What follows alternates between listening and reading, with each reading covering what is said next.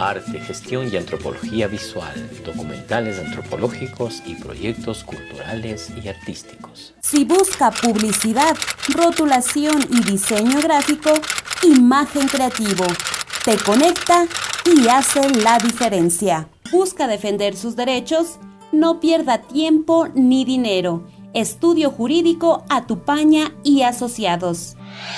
Kingu, indumentaria con identidad.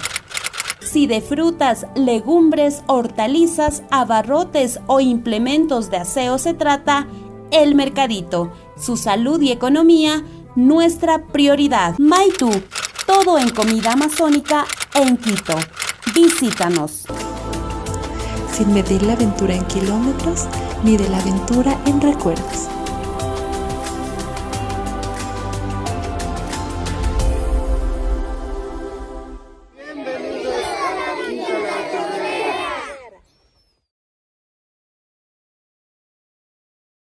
Mil gracias a usted, amigo, amiga, por nuevamente permitir acceder a sus diferentes espacios en el lugar y en el tiempo que ustedes a bien tengan en recibirnos.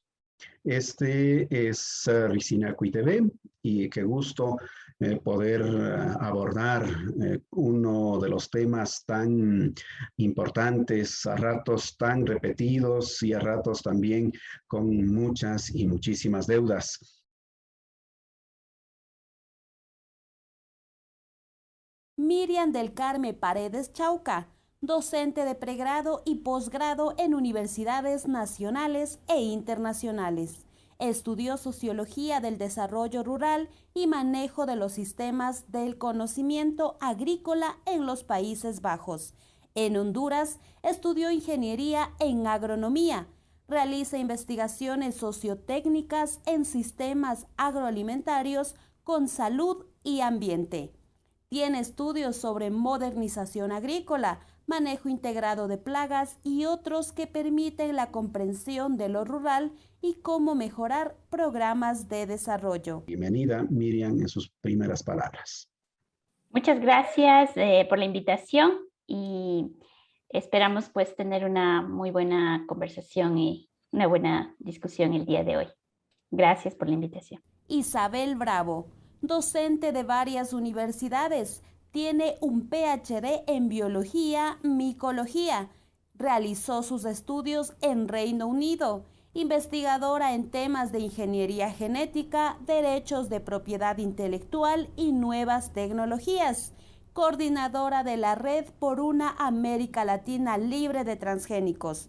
Autora también de una larga lista de libros, artículos especializados y científicos. También le recibimos con el mayor agrado. Elizabeth, buenas noches. Buenas noches, para mí es un gran placer poder participar en este programa de radio.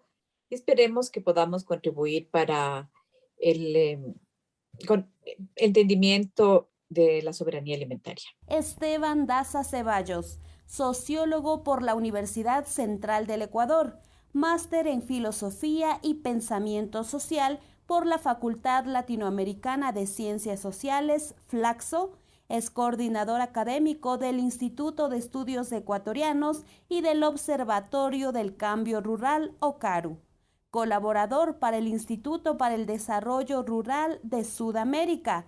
Forma parte del Grupo de Trabajo de Desarrollo Rural, Estudios Críticos del Consejo Latinoamericano de Ciencias Sociales, CLACSO. Buenas noches, Esteban. Buenas noches, José. Gracias por la invitación. Un gusto verte después de largo tiempo. Saludo también a Miriam y Elizabeth, maestras, de quien siempre se aprende un montón de cosas.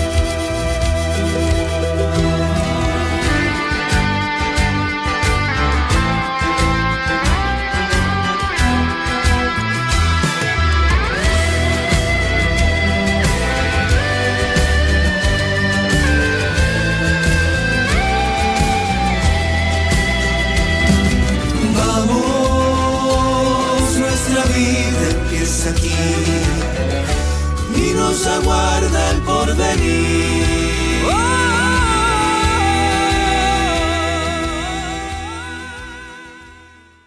Y así arribamos pues a esta primera ronda de inquietudes y por supuesto atentos a escuchar las explicaciones, las respuestas de nuestras invitadas y nuestro invitado. Hay varias inquietudes que lo hemos puesto en esta oportunidad. Por supuesto, le vamos a solicitar a Elizabeth Bravo en su primera intervención. En su momento se hablaban de que habían culturas bañadas en petróleo. No sé si hasta ahora, o dónde, o cuáles, todavía. Como familias, como comunidades, como ciudadanos, ¿cómo estamos en la alimentación? Hay una soberanía todavía en perspectiva de luchas y resistencias emancipadoras, podríamos decir, desde nuestro país. Primero quisiera hacer alusión a esa frase, culturas bañadas en petróleo. Todavía existen muchísimas culturas bañadas en petróleo en el Ecuador y se sienten nuevas amenazas. Si nosotros vemos la política del gobierno para el sector petrolero, el presidente ha dicho que quiere duplicar la producción petrolera porque quiere tener ingresos a través del petróleo. Y en los planes que se están conociendo sobre la expansión petrolera, se sabe que quieren llegar a zonas donde antes no había, es decir, se quiere ampliar la frontera petrolera. Por ejemplo, al sur de la Amazonía, donde ha habido procesos, como usted decía, de resistencia muy fuertes en contra de la expansión petrolera, por ejemplo, en el territorio del pueblo Zápara, en el territorio de los quichuas, de los shuar. Y también en una lucha en la que yo estuve involucrada personalmente con mucho cariño a principios de la década del 90, que fue en el Cuyabeno, en la zona de Imuya, donde hicimos una campaña para que no se explote petróleo en esa zona y se declaró como zona intangible. Es una de las 2 zonas intangibles que hay en Amazonía y también se piensa ampliar la frontera petrolera para ese sector. Entonces, hay peligros de que hayan más culturas bañadas en petróleo. Ahora, en relación a la soberanía alimentaria, por supuesto que para seguir con la línea del petróleo, ¿no? La explotación petrolera compite con la soberanía alimentaria, porque la transformación del territorio y la contaminación ambiental que produce es tan fuerte que la población que vive en esos lugares pierde la capacidad de producir sus propios alimentos o lo hace con mucha dificultad. Por ejemplo, se ha encontrado que el petróleo contamina las fuentes de agua, los ríos, y la población no puede pescar, o a veces pesca peces que huelen a petróleo o disminuyen las poblaciones de peces. Y lo mismo, la agricultura es muy difícil realizar agricultura en suelos contaminados, con ambientes contaminados. Entonces, es indudable que hay una competencia entre lo que se llama el extractivismo, ya sea petrolero o minero, con la soberanía alimentaria de los pueblos.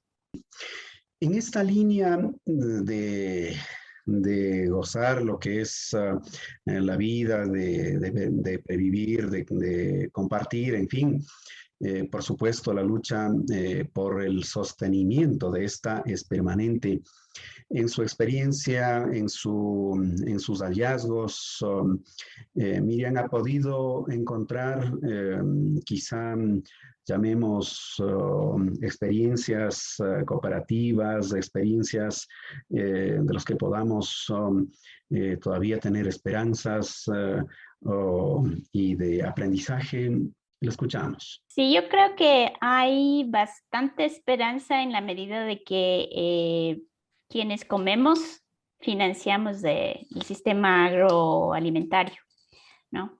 Entonces, eso significa todos. No creo que hay nadie que no se encuentre en este grupo, ¿no? Entonces, somos quienes financiamos el tipo de comida que comemos cada día, en cada comida. Y por tanto somos los mayores financistas del sistema, ¿no? Independientemente de que sí hay mucha propaganda que nos incita a comer de ciertas formas, a reemplazar ciertos alimentos tradicionales por otros que se consideran según la propaganda, modernos, etcétera. Al final del día también son nuestras decisiones. Y con nuestras decisiones nosotros podemos o mantener el sistema alimentario que es el más dominante hoy en día, o también podríamos transformarlo. Entonces, para eso sí hay varios ejemplos, no son la mayoría, pero tenemos la esperanza de que el cambio no siempre viene desde las grandes masas, viene muchas veces desde los márgenes, viene desde aquellos grupos pequeños que comienzan a no solamente resistir, sino a tener prácticas diarias distintas de alimentación y que van proponiéndolo a nivel, digamos, más amplio con sus barrios, con sus colectivos, desde sus familias, ¿no? Entonces tenemos varias, por ejemplo, yo estudio muchísimo el consumo y hay varias cooperativas de consumidores que en el Ecuador son escasas, pero que cada vez yo veo que hay más y más gente que se junta a estas cooperativas en el sentido de que los que comemos también tenemos y sentimos una responsabilidad por la forma en la que se está produciendo, ¿sí? Y por la gente que está produciendo. Entonces, sí hay, por ejemplo, solamente para hablar de Quito, se formaron muchísimas más cooperativas después del COVID, pero ya existían algunas, como la cooperativa Surciendo en el sur de Quito, ahora todo lo que es canastas y que se ha formado una especie de cooperativa de consumidores en Carcelén, ¿sí? Esos son como dos ejemplos que están en los dos lugares, no son el centro de Quito, no son los lugares donde más dinero hay, que muchas veces se piensa que solamente son esos lugares los que pueden acceder a una buena alimentación. En realidad, estas cooperativas se han formado justamente para dar acceso a una mejor alimentación a zonas que se consideran deprimidas económicamente, al norte de Quito y al sur de Quito, y hay otras que se van formando. Entonces, creo que hay esperanza con estos movimientos, que si bien no son los que dominan, digamos, los mercados alimentarios, son los que pueden ir abriendo una brecha de formas distintas de acceder a nuestros alimentos y de responsabilizarnos más por lo que estamos comiendo y de financiar otra forma de alimentación, otra forma de producción. Justamente para vivir, para tener alimentos necesitamos de la tierra. Y en esta medida, ¿qué sabemos en cuanto a tierras rurales productivas? Hay tantas normativas, por ejemplo, que se actualizan de manera permanente. Hay peleas porque ingresen normas en las instancias donde tienen que procesarse. Pero, ¿qué respecto a tierras productivas y la alimentación de los pueblos? Sí, bueno, en el caso de tierras y territorios, ¿no? En el Ecuador tenemos una ley de tierras que se aprobó en el año 2016, que mucha gente que ha analizado, digamos, esta normativa menciona que esta ley lo que hace es cerrar cualquier posibilidad de reforma agraria, ¿no? De redistribución de tierras a precios justos, ¿no? Para que más o menos en el Ecuador hay casi 500,000 de campesinos sin tierra o con muy poca tierra o de mala calidad, digamos, ¿no? Entonces, ese 500,000 de campesinos y campesinas, a partir de esta ley, entran en un juego de venta de tierras por vía de mercado, ¿no? Entonces, la conflictividad en torno a la tierra en este momento es sumamente fuerte, ¿no? Porque tienes en la costa la ampliación de las piscinas camaroneras, por ejemplo, ¿no? Tanto en el manglar como en zonas campesinas, de zonas altas. En la Sierra Centro tienes tú un problema de parcelación. Recién estábamos en un conversatorio y nos decían que hay campesinos, en el último estudio que habían hecho compañeros de CESA, por ejemplo, campesinos y campesinas con menos de 1.000 metros, ¿no? Entonces, el problema de la tierra vuelve a tener un auge a partir de esta expansión del capital comercial y financiero en varios ejes productivos, ¿no? La ampliación de la frontera bananera, por ejemplo, es impresionante, a pesar de que hay una ley de banano que ya no, digamos que ya no permite que se expandan, digamos, las hectáreas bananeras. Con el gobierno anterior y con el gobierno actual, acaban de legalizar 30,000 nuevas hectáreas, ¿no? Eso representa una amenaza para la soberanía alimentaria. Nosotros en el instituto y en el observatorio hicimos un levantamiento de información con datos de la FAO y encontramos que hay 1,5 millones de hectáreas de diferencia, de área cosechada, digamos, ¿no? De diferencia entre cultivos para la agroexportación y la agroindustria y los cultivos para la soberanía alimentaria, ¿no? Entonces tienes 7, 8 cultivos, banano, café, cacao, maíz duro, arroz, etcétera, ¿no es cierto? Que concentran la gran cantidad de área cosechada, y los cultivos, digamos, hortalizas, granos, etcétera, tienen cada vez menos tierra, ¿no? Tierra para cosechar y tierra productiva. Entonces, el problema de la tierra y su relación con la alimentación es, en este momento, tiene un nuevo momento de crisis, ¿no? Además del gobierno anterior, vamos a decir, los 10 años de la Revolución Ciudadana apenas alcanzó a redistribuir con su política redistributiva 26,000 hectáreas, ¿no? Que no es nada, ¿no? Porque para ese 500,000 de pequeños productores, digamos, de campesinos y campesinas sin tierra, necesitabas 2,5 millones de hectáreas. Entonces apenas redistribuyeron vía mercado, obviamente venta, ¿no? A precios comerciales 26,000 hectáreas, ¿no? Eso en el gobierno de Rafael Correa. Y en el gobierno de Moreno y en el gobierno actual, esa posibilidad incluso de venta de tierra se ha cerrado. Ahora la política de tierra es una política de titulación que tiene una clara titulación de tierra y territorio, ¿no? Que es interesante si quieres mirarla desde ese punto de vista, que la gente tenga su propiedad, pero es una amenaza porque entras básicamente en la mercantilización y financiarización posible de la tierra, ¿no?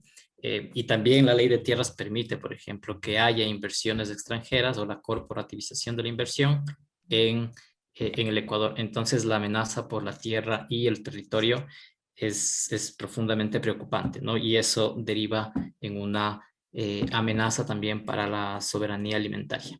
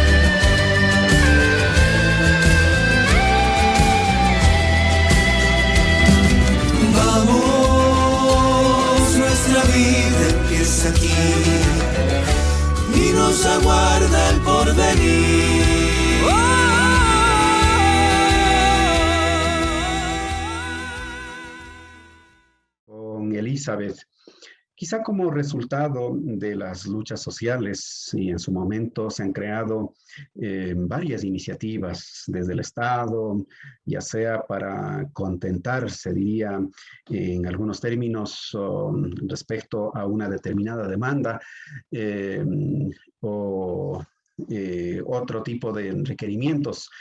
Una de esas probablemente fue aquella denominada la Conferencia Plurinacional e Intercultural de Soberanía Alimentaria, COPISA por sus siglas. De pronto esta u otras iniciativas que se han creado, ¿qué logros se tienen? Ya sea para, digamos, solventar esta necesidad de conservar las semillas propias. Elizabeth.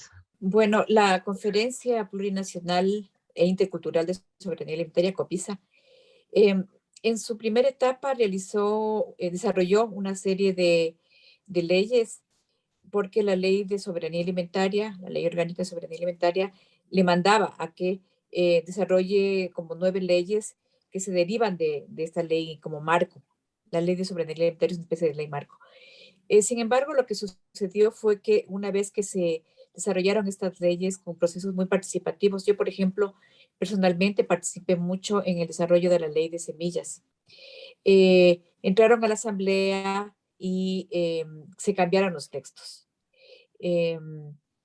Y la esencia de lo que se quería, es decir, que la semilla nativa y la semilla campesina en general, no solamente nativa, sino la semilla campesina, pueda fluir y pueda ser intercambiada libremente como manda la Constitución, que la semilla certificada industrial sea controlada y que la semilla transgénica sea prohibida. No, realmente no se consiguió eso, porque lo que dice la ley es que, y lo que se quería hacer con la ley, pero por las consultas prelegislativas hubo un rechazo total de las poblaciones campesinas e indígenas, que la semilla nativa sea patrimonio del Estado. Entonces las comunidades decían, a nosotros, ¿cuándo el Estado nos ha dado nada para conservar la semilla, para desarrollar nuevas semillas, para potenciar la semilla? Entonces, gracias a ese rechazo, eso se cambió, pero realmente se pusieron algunas limitaciones de la semilla nativa, por ejemplo, que tiene que cumplir normativas sanitarias, fitosanitarias. Ahora, los campesinos saben cómo conservar las semillas y cuando, por ejemplo, tienen un puñado de semillas, escogen siempre las mejores, porque obviamente saben, o sea, tienen su cosecha y de su cosecha escogen lo mejor para hacer semilla, porque quieren tener una buena productividad. Entonces tienen sus propios sistemas, los sistemas campesinos indígenas de selección de semillas, que son muy diferentes de los sistemas empresariales. Entonces, eso es un pequeño problema que hay que superarlo. En cuanto al tema de transgénicos, bueno, en el Ecuador está prohibido los cultivos transgénicos. Hubo en la ley de semillas que se aprobó en el año 2017, hubo un veto presidencial donde se permitía el ingreso de semillas transgénicas con fines de investigación. Se interpusieron 6 demandas de inconstitucionalidad que están todavía esperando en la Corte Constitucional. Esperemos que haya una resolución pronto, ¿no? Porque ya han pasado 4 años. Sin embargo, yo debo decir que nosotros como Acción Ecológica hacemos cada determinado tiempo, cuando tenemos plata, porque es una actividad cara, ¿no? Un monitoreo para ver si es que existe o no la presencia de semillas transgénicas en el Ecuador. Y lo hacemos de 2 cultivos, que son la soya y el maíz, porque a pesar de todo lo que se dice de los transgénicos, existen solamente 4 cultivos que mayoritariamente se producen en el mundo, que son soya, maíz, algodón y canola. Entonces, hemos enfocado a maíz y soya. Y en el caso de maíz, en los monitoreos que hemos hecho no hemos encontrado maíz transgénico, pero sí hemos encontrado soya transgénica. Por ejemplo, en la provincia de Los Ríos, que es una provincia netamente agroindustrial, ¿no? Es un territorio tomado por el agronegocio, incluido la soya. Hemos encontrado soya con la Defensoría del Pueblo. En el año 2018 se puso una demanda en la Corte de Quevedo que se ganó. Y luego el Ministerio de Agricultura, porque era una demanda contra el Ministerio de Agricultura, apeló. Y la Corte Provincial de Los Ríos nos dio de nuevo la razón. Posteriormente, la Corte Constitucional escogió este caso para crear jurisprudencia. Es decir, cualquier ley que se desarrolle o cualquier decisión que se desarrolle sobre temas transgénicos tiene como jurisprudencia el fallo de la Corte de Quevedo. Pero tenemos que seguir pendientes de ver si es que se está cumpliendo lo que dijo el juez, ¿no? Nosotros no hemos podido hacer nuevos monitoreos, primero por la pandemia, que ha sido muy difícil salir al campo, y segundo porque, como le digo, se necesitan recursos y no hemos conseguido recursos para hacer una nueva jornada de monitoreo. Pero vamos a seguir pendientes. Ahora que estamos en tiempos de redes y cada vez más fuertes y de toda índole, es posible contrarrestar estos afanes modernizadores que bajo esa premisa muchas veces anulan lo que se tiene como pueblos, como culturas, que también durante mucho tiempo, ¿no es cierto?, han ido generando, han ido desarrollando, mejorando, en fin, y que en esa medida se pueda contrarrestar, podríamos decir, para garantizar aquello de la soberanía alimentaria. Podemos encontrar iniciativas, podemos encontrar posibilidades para impulsarlos, para poder coadyuvarlos, en fin. Sí, yo creo que es importante pensar mucho qué es lo que pueden hacer, qué puede hacer la sociedad civil alrededor de, digamos, una de las amenazas más grandes que yo veo, es común a todos, y es, digamos, el crecimiento de la agroindustria, no solamente de la industria de la producción, pero también de la industria del procesamiento de alimentos, ¿no? Son casi las mismas industrias las que se dedican a importar insumos para producción agrícola, como también se dedican a hacer procesamiento de alimentos. Entonces, son industrias muy parecidas, son industrias sumamente organizadas. Por ejemplo, en algunas luchas en otros países contra los transgénicos, sorprendería mucho saber que una de las compañías que más lobby ha hecho para que no se elimine el tema de transgénicos de los lugares en donde ya se está produciendo transgénicos ha sido, por ejemplo, la Coca-Cola. Entonces, no debería sorprendernos que son un conglomerado de compañías que están involucradas tanto, digamos, en las compras de tierras o en el acaparamiento de tierras para producción, como también en el tema de procesamiento de alimentos. Entonces, lo que quiero decir es que esta es una amenaza que se encuentra en todos lados, en todos los lugares. Si hablamos de la lactancia materna, bueno, ahí está la industria que produce leche de fórmula, sí, y que está por todos lados tratando de introducir la leche de fórmula como si fuera superior a la leche materna, que mundialmente, digamos, la Organización Mundial de la Salud, por ejemplo, demuestra que no hay ningún reemplazo posible que sea superior a la leche materna, por ejemplo. Entonces, uno de los primeros actos de soberanía alimentaria y que lo podemos implementar a nivel de hogares es comenzar a promover la lactancia materna, ¿no? Entonces, lo que yo decía es, si necesitamos gente organizada, pero también necesitamos que la gente organizada comience a practicar la soberanía alimentaria, ¿no? Entonces necesitamos muchas más madres enterándose y conociendo que no hay ningún alimento superior a la leche materna.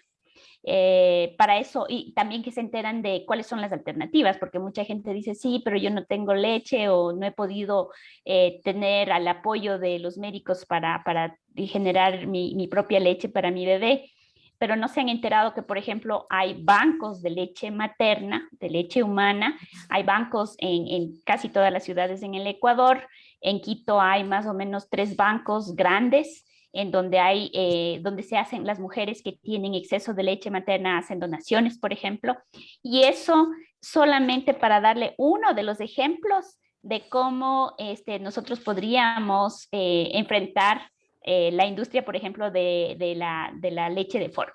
Esa es una sola cosa, ¿no? Pero tenemos industrias que están promoviendo desde las semillas transgénicas, están promoviendo las semillas híbridas importadas, etcétera, hasta industrias que están promoviendo bebidas como si fueran superiores a comerse una fruta fresca o a comerse hortalizas frescas que se compran directamente en los mercados abiertos, por ejemplo, ¿no? Entonces, yo creo que es súper importante el armado de redes de personas ni siquiera hay que convencer a la gente. O sea, yo creo que hay mucha gente que sí está buscando otras formas de, por ejemplo, alimentarse y alimentar a su familia, ¿no? Pero el momento que generamos una sinergia y generamos redes en donde esta gente se conoce, vamos a tener una masa crítica de personas que comienzan a tener cierto tipo de influencia. Porque si nosotros vemos los consumidores, los consumidores de alimentos en el Ecuador, que somos todos los ecuatorianos, estamos gastando, estamos invirtiendo en alimentos más o menos de los cálculos que hemos hecho, unas 8 veces más de toda la cooperación internacional que tenga el Ecuador, por ejemplo. Es decir, tenemos un poder mucho más grande que este dinero que viene por cooperación internacional. Nosotros, como decía al inicio, financiamos el sistema agroalimentario. Y si es que comenzamos a ver el poder que tenemos, porque a veces pensamos que no tenemos ningún poder frente a los gobiernos, ¿no? Si nos organizamos y si comenzamos a armar redes, yo creo que podemos tener mucha influencia. Y eso sí lo hemos demostrado, por ejemplo, cuando, yo que sé, el IEE, Acción Ecológica y muchas otras organizaciones, junto con organizaciones de la sociedad civil, tuvieron una influencia bastante fuerte en la Asamblea Constituyente para que, por ejemplo, se apruebe la ley orgánica o sea, que haya que armarse una ley orgánica del régimen de soberanía alimentaria y que se incluya en la Constitución la soberanía alimentaria en lugar de la seguridad alimentaria, que es una propuesta desde la FAO y que no digo que no deberíamos tener seguridad, pero es una propuesta muy limitada, ¿no?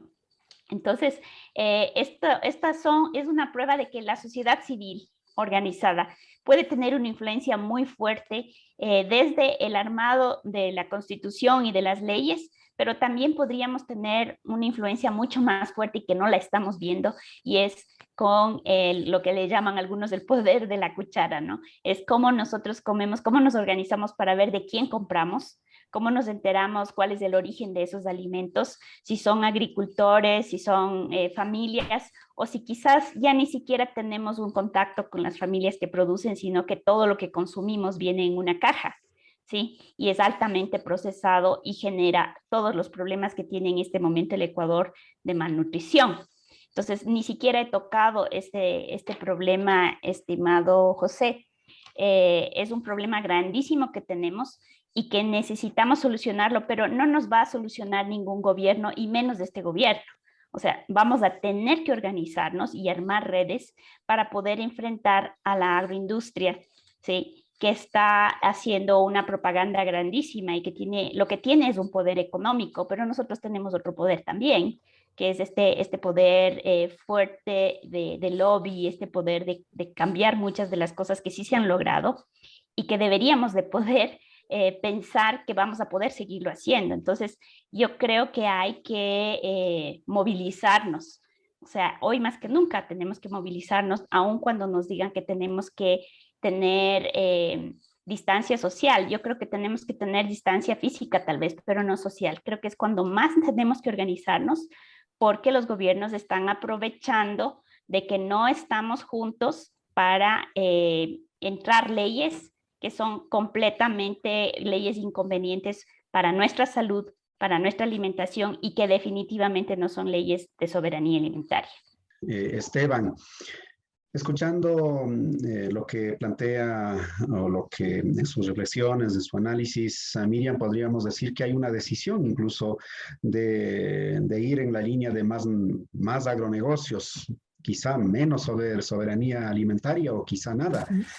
Parecería entonces así esta ruta, pero desde los pueblos es posible cuestionar al modelo agrario vigente o qué tipo de modelo, en qué tipo de modelo estamos, qué implicaciones y responsabilidades trae el mismo y dónde está esa responsabilidad de no solamente desde comunidades, desde organizaciones formalmente constituidas, sino desde personas que están en la tienda, desde el ama de casa o desde quienes hacemos este país. Plantearía, digamos, entender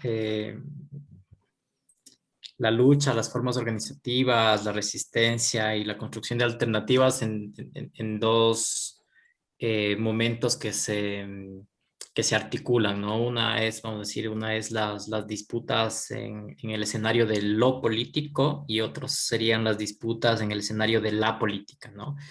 El escenario de la política es el que más conocemos, digamos, ¿no? Que es las organizaciones sociales constituidas, los partidos políticos, las redes, las plataformas, etcétera, que disputan el sentido del sistema agroalimentario a partir de proponer políticas públicas, ciertas normativas, ¿no? Marchas, movilizaciones, ¿no? Entonces tienes ahí un sentido de lo político que presiona por una a ver, ¿cómo plantearíamos? Si una especie de, se replantean todo el sistema agroalimentario, ¿no? Un ejemplo muy concreto es el Parlamento de los Pueblos, ¿no? Después del levantamiento de octubre del 2019 se reconstituye el Parlamento de los Pueblos, se vuelve a llamar, sacan una carta dirigida al gobierno de entonces, donde se plantean, ¿no?, la lucha por la soberanía alimentaria. Luego, después de la pandemia, en julio de 2020, nuevamente se reúne el Parlamento de los Pueblos, ¿no? En este sentido de la política, sacan un nuevo documento y te proponen algo sumamente interesante, que es la reconfiguración del sistema agroalimentario desde los pueblos y nacionalidades, y proponen un sistema agroalimentario plurinacional en construcción, donde uno de los elementos centrales es el reconocimiento de las tareas del cuidado y de la mujer rural, por ejemplo, ¿no? En el sentido no solo de cuidadoras de semillas, sino de quienes dan vida, ¿no es cierto?, al sistema productivo, a la familia, en fin, todo lo que se llama tareas del cuidado, ¿no? Ese es como un ejemplo, digamos, cómo las organizaciones que trabajan en red, ¿no?, disputan ese sentido de la alimentación y de todo el sistema en general. Luego tienes lo otro, que nosotros lo ponemos en el escenario de lo político, que tiene que ver con la vida cotidiana, como decía Miriam hace un momento. Es este sentido de cada una de tus acciones, cada una de tus decisiones están ejerciendo un sentido político. Es decir, si tú decides comprar en el supermercado las verduras frescas, estás respondiendo a un sistema de poder, ¿no es cierto? A una subjetividad, además, como dice la Miriam, ¿no?, la propaganda de la agroindustria, la propaganda de las empresas y de las comercializadoras de alimentos, generan, digamos, ¿no es cierto?, un proceso de control, dominio, que hace que la gente de alguna forma consuma en esos lugares, ¿no? Cambian la dieta.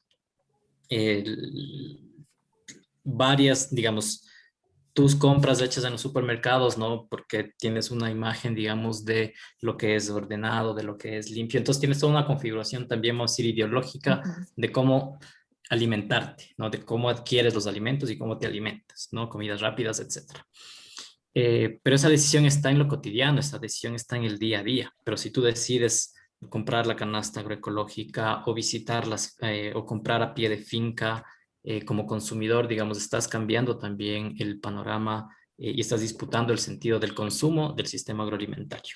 En el caso de los productores y productoras, por ejemplo, ¿no? Cuando hacen agroecología, no solo están haciendo una sustitución de insumos, ¿no?, dejar de usar la urea, etcétera, etcétera, para usar, digamos, sus bioinsumos. No solo es eso, digamos, ¿no?, sino que es una profunda decisión política y de transformación, porque no estás cediendo, vamos a decir, a las agroindustrias, ¿no es cierto?, comercializadoras de agrotóxicos, ¿no?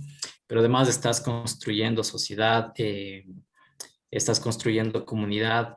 Entonces, cada una de las acciones y decisiones que se toman en la finca, en la familia, en la mesa, ¿no?, en la mesa de comer, en la mesa con las familias, etcétera, son también decisiones políticas que están en ese sentido más de lo político. Es decir, no están en las grandes movilizaciones, digamos, las transformaciones no solo están en las grandes movilizaciones, sino están también en cada una de las decisiones diarias que tú puedes tomar. Y en el caso que estamos tratando, en el caso de los alimentos, donde tú compras los alimentos ya es una decisión política, ¿no? Obviamente en el sentido de lo cotidiano.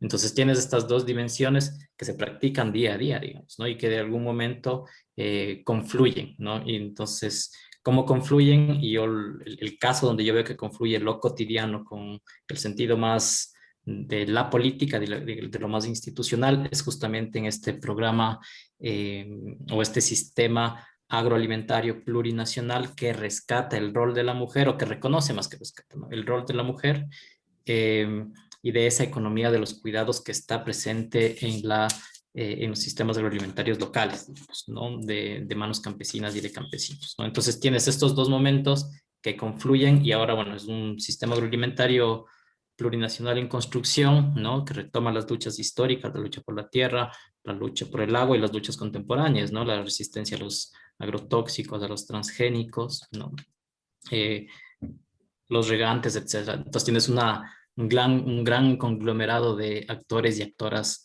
en el campo, digamos, que reconfiguran las relaciones de poder también frente a la resistencia y a la alternativa de un sistema agroalimentario que les oprime y que nos oprime, digamos, también como consumidores constantemente.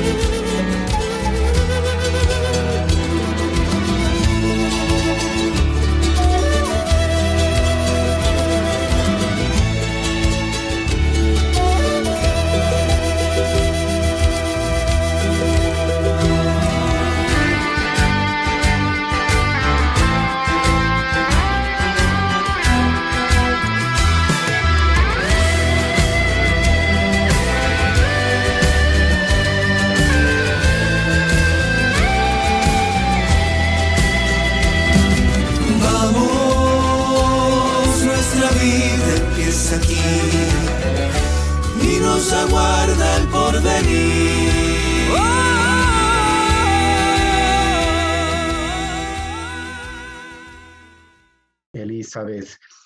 En el país se promulgó la Ley Orgánica del Régimen de la Soberanía Alimentaria para establecer los mecanismos mediante los cuales el Estado cumpla con su obligación y objetivo estratégico de garantizar a las personas, comunidades, pueblos la autosuficiencia de alimentos sanos, nutritivos y culturalmente apropiados de forma permanente.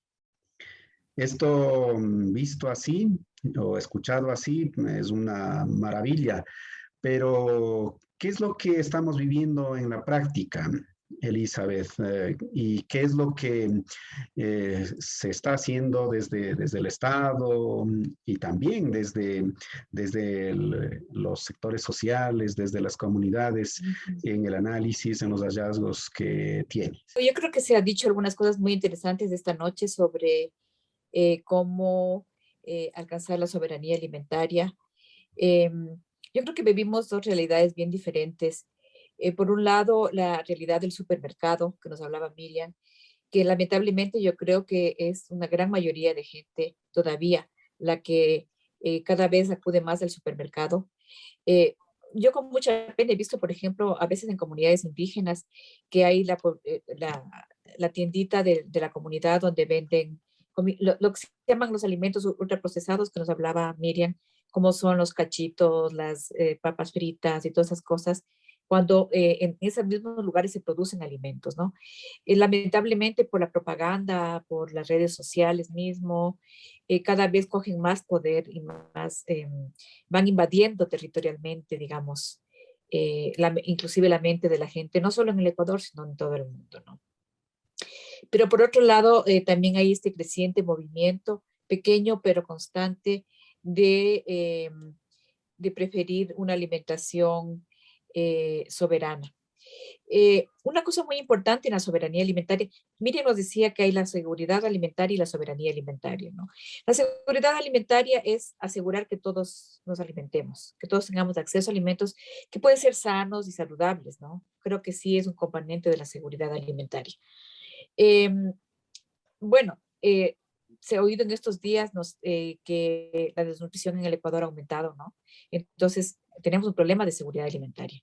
Pero la soberanía alimentaria, la palabra clave es el control. Es decir, que tanto los productores y productoras como los consumidores y consumidoras tengamos control, podamos decidir. Por ejemplo, yo soy consumidora y yo quiero tener la posibilidad de decidir qué comer y de quién comer.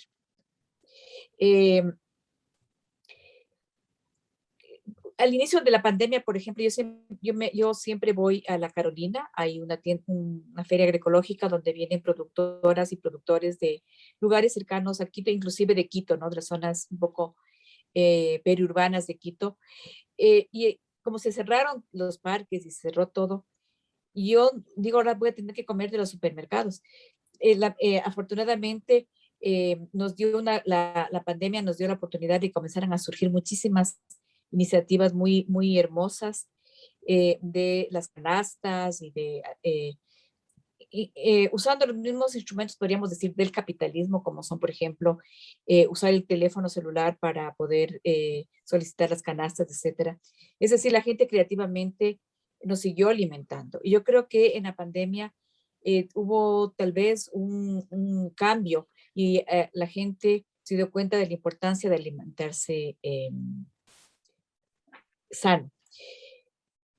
Pero sí es lamentable ver que el agronegocio, incluido el supermercado, incluido todas las grandes empresas que nos hablaba Miriam, que incluyen los productores de insumos, que incluyen los grandes comercializadores de granos, los grandes importadores de agrotóxicos y los supermercados, son todo un gran conglomerado, invierten millones de dólares, miles de millones de dólares para que la gente cada vez acuda más a ellos, para que la gente dependa más de ellos, para que la gente pierda soberanía alimentaria, pierda la decisión de decidir, no pueda tener opciones de decidir cómo consumir. Entonces, ya que estamos en un programa de televisión, sí es un llamado para que la gente opte por la soberanía alimentaria, ¿no? Y opte por la producción campesina. Yo creo que no necesariamente inclusive tiene que ser agroecológica. Muchas veces uno no puede optar por diferentes razones a la producción agroecológica, pero es muy importante que sea producción campesina. La humanidad ha buscado formas, por supuesto, de mantenerse, formas de subsistir entre tantas estrategias, por supuesto, mediante la alimentación saludable. Pero la sed del poder y la sed del dinero ha llevado a la desaparición de un cúmulo de conocimientos, de experiencias, de procesos, de iniciativa, inclusive han amenazado, hasta han desaparecido, hasta quiénes son sus mentalizadores o sus líderes o sus dirigentes. Bueno, creo que vivimos en el Ecuador todavía en un país en donde muchos de los colectivos que son disidentes de, yo qué sé, ciertas formas de producción, ciertas formas de consumo, etcétera, pueden hablar sin que sean perseguidos necesariamente, ¿no? O sea, no digo con esto que sea el país más libre del mundo, pero sí puedo decir que conociendo y estando, digamos, en varios foros en donde se habla, por ejemplo, de cómo promover una alimentación más saludable, no estamos en los niveles de violencia en contra de los colectivos que promueven la alimentación saludable como ocurre en Colombia, como ocurre en México, como ocurre en Brasil, ¿sí? En varios lugares en donde estos líderes que están buscando y promoviendo una alimentación más saludable, una alimentación más directa de los agricultores familiares o de la agricultura agroecológica, desaparecen de un día para el otro. Entonces, creo que estamos todavía en un lugar en donde podemos promover este tipo de alimentación sin ser amenazada, sin que nuestra vida se vea completamente amenazada, ¿no? Y es porque, yo no sé por qué exactamente, pero las ganancias por venta de alimentos ultraprocesados y procesados son ganancias millonarias, ¿no? En Latinoamérica todavía el mercado para este tipo de productos puede crecer más, ¿sí? Y por esa razón, digamos, la propaganda respecto de este tipo de alimentos es sumamente agresiva. Alguien hacía unas cuentas y decía que un mes de promoción de los productos de la empresa Nestlé, ¿sí? Equivalen a un año de promoción de la salud del Ministerio de Salud, ¿sí? Entonces estamos hablando de una lucha bastante desigual y que para poderla igualar realmente, o sea, lo único que puede igualar a una lucha en contra de este poder económico es, digamos, el poder de la organización social, ¿no? Entonces yo lo que creo es que es súper importante tener una organización social bastante grande, bastante sólida, de manera que no sean pocos la gente o los cabecillas, como dirían muchas personas, a quienes perseguir, ¿no? Mientras más somos, es mucho más difícil saber en dónde está la cabeza, porque la idea sería que todos tengamos la misma información alrededor de la alimentación, quiénes son las empresas que están detrás, yo que sé, como mencionaba antes, de la leche de fórmula, de promover leche de fórmula, incluso para edades en las que está prohibido promover leche de fórmula, ¿sí? De empresas que están promoviendo el consumo excesivo de azúcar en todas las bebidas azucaradas que se consumen en el Ecuador, ¿no? Sin embargo, nuevamente regreso y me gusta mucho lo que mencionaba Esteban, ¿no? Regreso al tema de que si bien necesitamos participar en la política de una forma bastante fuerte, también necesitamos participar en lo político. Es decir, que necesitamos demostrar con nuestras decisiones, ¿sí? Que no estamos financiando, como nuestra familia no está financiando a estas grandes empresas, a estos grandes conglomerados. Porque al final del día, si tú te pones a contar, José, cuánto uno gasta en la comida, ese pequeño gasto se va haciendo un gasto significativo si sumas el gasto de toda tu familia, luego de tu familia extendida, y luego si vemos el gasto de todo el barrio o la comunidad. Terminamos financiando porque podemos dejar por último de tener los últimos modelos de zapatos o de comida o de ropa, pero no podemos dejar de comer, ¿sí? Entonces, la comida es un negocio constante, o sea, no es que nos tienen que convencer de comer, porque nosotros necesitamos comer 3 veces al día. Y por eso, las decisiones que tomamos, esas al menos 3 veces al día, son sumamente importantes. Entonces, creo que tenemos que trabajar en ambos frentes, ¿no? Creo que tenemos que trabajar para ser lo más coherentes que podamos con lo que comemos, ¿sí? Para poder, y luego tenemos que trabajar en la política también, organizándonos, pero de una manera también coherente, ¿no? Nosotros a ratos no podríamos hablar de lo bien que necesitamos comer en el país cuando nosotros mismos no estamos comiendo bien ni alimentándonos bien en nuestra familia. Entonces creo que eso es súper importante, o sea, buscar en lo posible esa coherencia que nos permita hablar con un poco de autoridad, porque nosotros ya sabemos cómo se come bien, ya sabemos cómo hacer que los guaguas coman, por ejemplo, vegetales en lugar de chitos. Sí, ya sabemos cómo hacer que los guaguas disfruten de frutas frescas en lugar de pensar en la Coca-Cola, ¿sí? Entonces, creo que ese es un paso bastante grande y bastante importante, porque al final del día a los mismos activistas nos puede ganar, digamos, la agroindustria con toda su propaganda.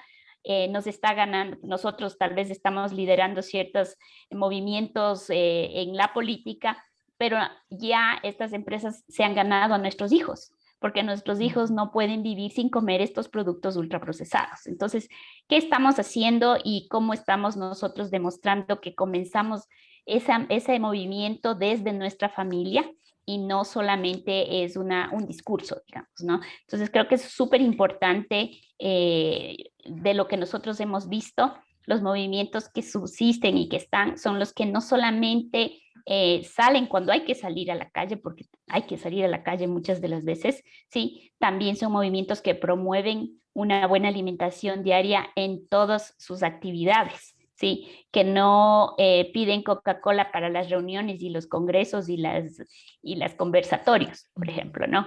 Entonces, este tipo de coherencia es súper importante para que realmente los guaguas, por ejemplo, que nos ven, qué es lo que estamos diciendo por un lado, vean que estamos haciendo algo coherente en la práctica diaria de la comida, ¿sí? Entonces, no estamos mintiendo cuando hacemos discursos mientras que comemos de una forma muy mal, ¿no? Y que estamos financiando a otros. Promover la agricultura familiar no es un discurso, es una práctica diaria. Entonces, esta sería como para mí un poco la reflexión. Estamos a punto de concluir este importante diálogo. Gracias por compartir estas reflexiones desde varios ámbitos.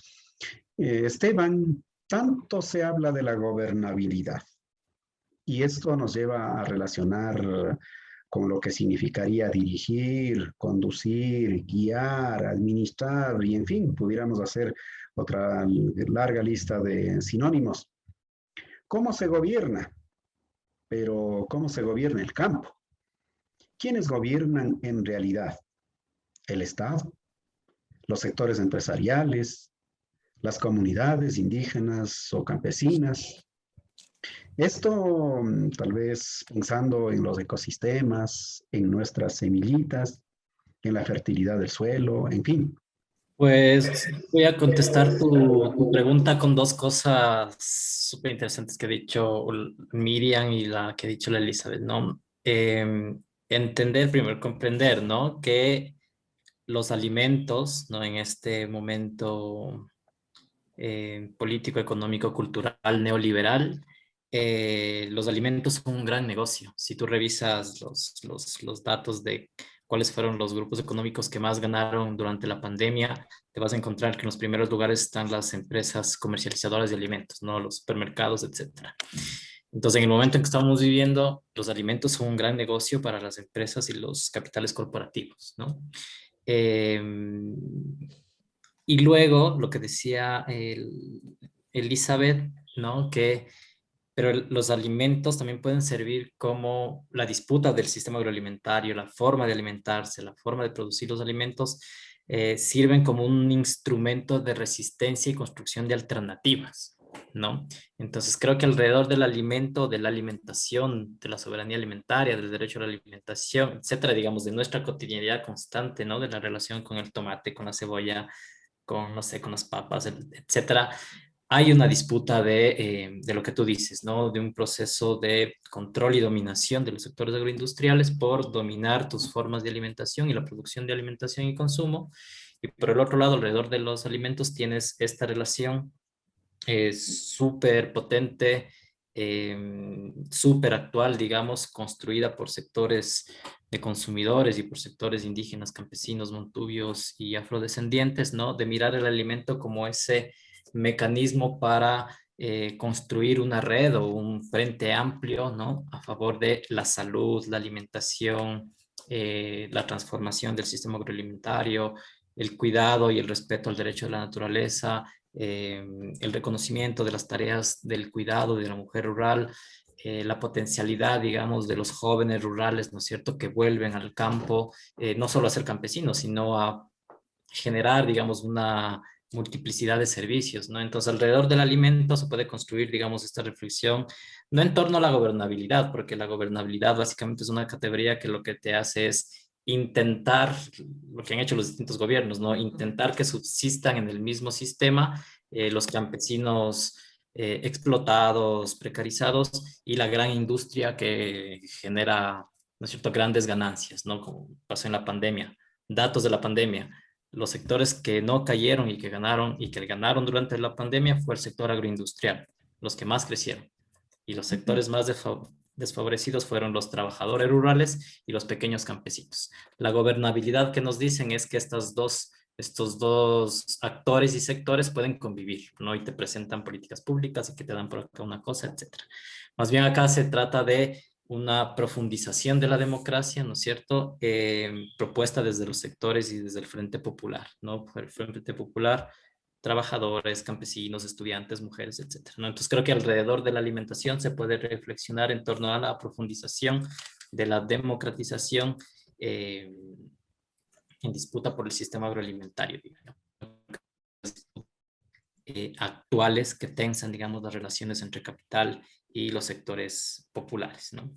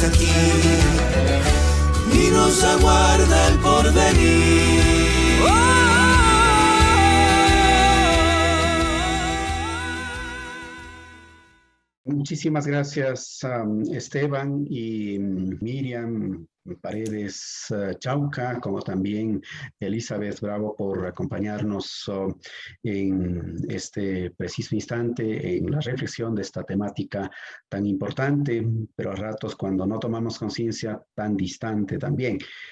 Tal vez con un mensaje o tal vez con alguna puntualización que alrededor de un minutito quizá pudieran decir, y con esto decimos muchísimas gracias a ustedes por la confianza y por concurrir al llamado de Rixinacui TV. Empezamos con Miriam. Bueno, yo quisiera llamar la atención alrededor de un último informe que existe alrededor de una comisión sobre el cambio climático a nivel mundial. Alrededor de esto, ellos han encontrado que antes se pensaba que teníamos tal vez más de 60 años de agricultura al ritmo que estábamos yendo, pero si seguimos como estamos en este momento, en realidad están encontrando que quizás solo nos quedan unos 30 años de agricultura, porque estamos generando una agricultura que, en lugar de fijar el carbono, como ustedes saben, el suelo fija más carbono que otros medios, ¿no? Es el principal fijador de carbono. Cuando ese carbono sale digamos, a la atmósfera, la atmósfera se hace más invivible para los seres humanos. Entonces, la agricultura es una de las actividades más importantes para fijar carbono. Si nosotros no cambiamos la agricultura a nivel mundial, y quienes estamos participando en la agricultura no son los agricultores solamente, somos los que comemos, porque somos los que financiamos ese tipo de agricultura, ¿sí? Entonces, si nosotros comemos, estamos participando en la agricultura. Entonces, para mí el mensaje es que la forma en la que nosotros comamos va a definir si nosotros como planeta vamos a poder seguir subsistiendo en unos 30 años, porque están diciendo que si seguimos tal cual, si no cambiamos nuestras formas de alimentación, si no nos organizamos para transformar las formas de producción y alimentación, no vamos a tener agricultura y posiblemente planeta, digamos, para los humanos en unos 30 años. Así es que yo creo que es una gran responsabilidad planetaria, una responsabilidad territorial y una responsabilidad, digamos, familiar, personal, la forma en la que estamos alimentándonos. Desde la forma como comemos también extendemos la vida en la tierra y obviamente a la madre tierra también. Vamos con Esteban igual en los mismos términos. Que las decisiones que tomamos sobre cómo alimentarnos, a quién comprar, dónde comprar, además, es una decisión profundamente política y saber que si bien no estamos dentro de un partido político, movimiento político, etcétera, estamos generando existencias y formas de transformación, ¿no? Creo que en la decisión, creo que las decisiones no son solo individuales, ¿no? Sino son colectivas.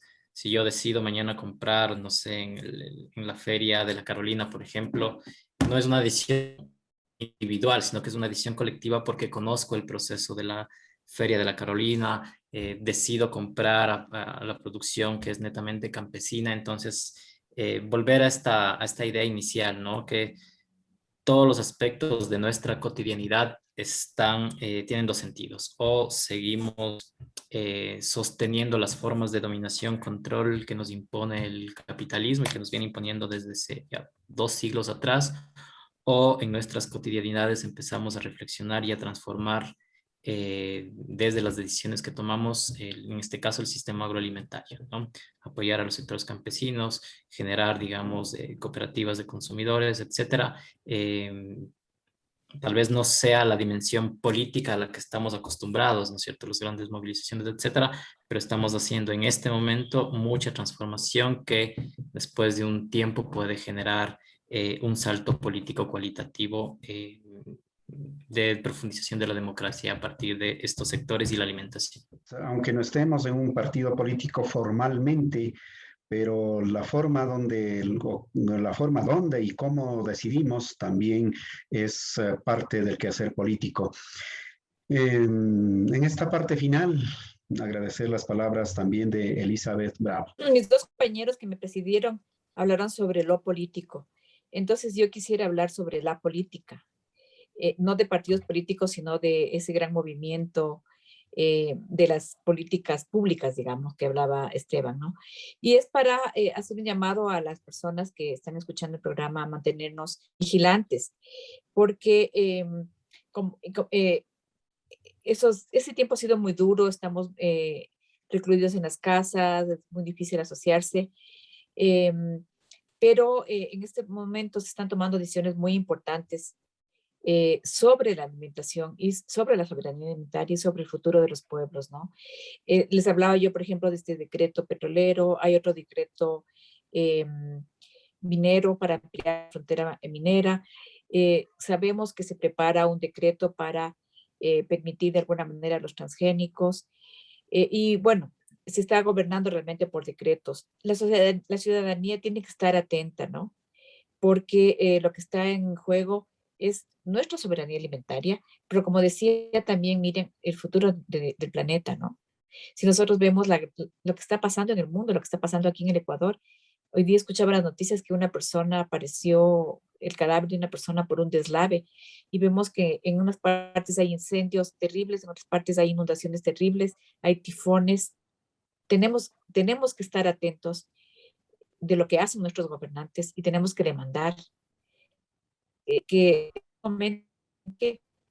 se tiene que apostar por la vida, por la soberanía alimentaria, por la vida del planeta, por nuestra sobrevivencia.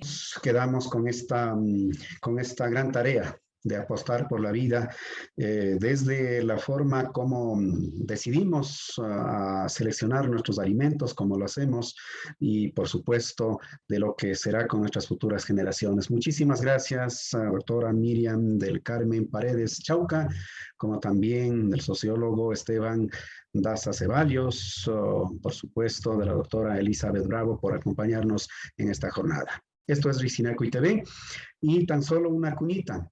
Espérenos nuevamente el próximo, en la próxima fecha, a esta misma hora, por este mismo canal. Hablaremos sobre qué pasa con los censos. Hablemos de números, cuántos somos, dónde estamos y qué hacen respecto a estos números en la toma de decisiones. Muchas gracias. Hasta entonces. Gracias. Muchas gracias. Arte, gestión y antropología visual, documentales antropológicos y proyectos culturales y artísticos. Si busca publicidad, rotulación y diseño gráfico, Imagen Creativo te conecta y hace la diferencia. Busca defender sus derechos, no pierda tiempo ni dinero. Estudio Jurídico Atupaña y Asociados. Kingu, indumentaria con identidad. Si de frutas, legumbres, hortalizas, abarrotes o implementos de aseo se trata, El Mercadito, su salud y economía, nuestra prioridad. Maitú, todo en comida amazónica en Quito. Visítanos. Sin medir la aventura en kilómetros, ni de la aventura en recuerdos.